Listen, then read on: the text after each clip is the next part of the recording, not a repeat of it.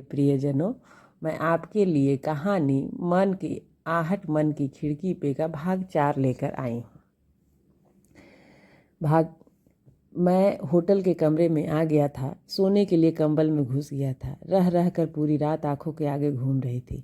मैंने आंखें जोर से बंद कर ली, पर उसका हथेलियों से ढका हुआ चेहरा बार बार सामने आ रहा था। दिल बैठा जाता था। मैंने बहुत बड़ी बेवकूफ़ी कर दी थी। मैं ये भी नहीं कह सकता था क्योंकि शराब के नशे में हुआ सब, क्योंकि जिस वक्त मैंने शर्मिंदगी भरी ये हरकत की थी उस वक्त तो नशा कब का काफूर हो चुका था। अगर शराब के नशे में ही मैंने वो हरकत की होती तो बहुत पहले ही कर चुका होता, ऐसा मेरा मन कह रहा था।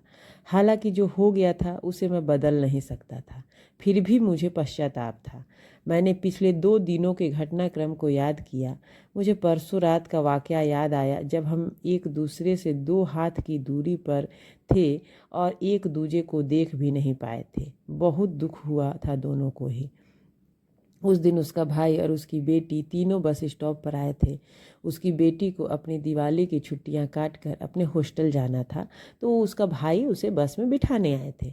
इत्तेफाकन उसी वक्त मैं उसके शहर में बस से उतरा था। रात का 1 बज रहा होगा। मैंने बस से उतरने से पहले मोबाइल चेक किया तो वो ऑनलाइन दिख रही थी। मैंने मैसेज छोड़ दिया।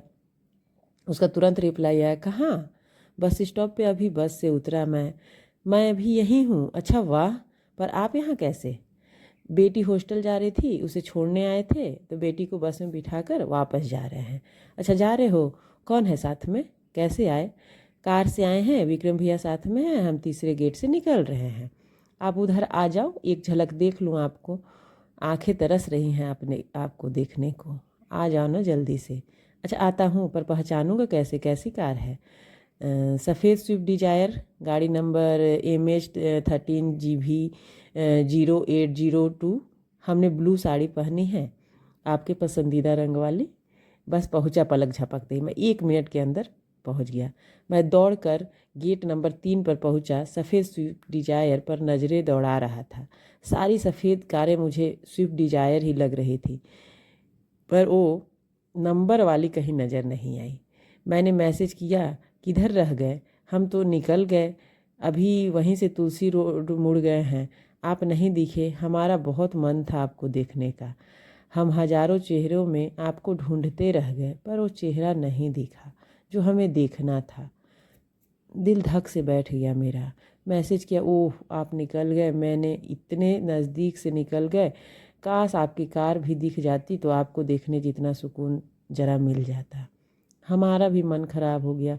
आंख भर आई। मैं जा रही हूँ, बाय, सुबह बात करूँगी, आप होटल ले लो। हाँ ठीक है, जाइए, गुड नाइट, बाय। मैं मैसेज करने के बाद कोई घंटे भर खड़ा रह गया वहाँ। कदम उठ ही नहीं रहे थे। ऐसा लग रहा था जैसे मुझसे वो बहुत दूर चली गई। पास से ही होकर बिना मिले बस आने जाने वाली हर सफ़ेद गाड़ी पर नज़र पड़ रही थी। तभी मैसेज आया, होटल पहुंच गए आराम से।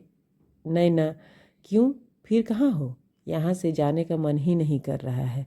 बस आती जाती सफ़ेद गाड़ियाँ देख रहा हूँ। अरे पागल हो क्या आप? इतनी ठंड है, मैं 1 घंटे से खड़े हो वहाँ पे। बीमार होना है क्या? जाओ, होटल में मैसेज नहीं करती तो आप वहीं खड़े के खड़े रह जाते रात भर। अच्छा जाता हूँ, सुनिए ना, मिस यू टू।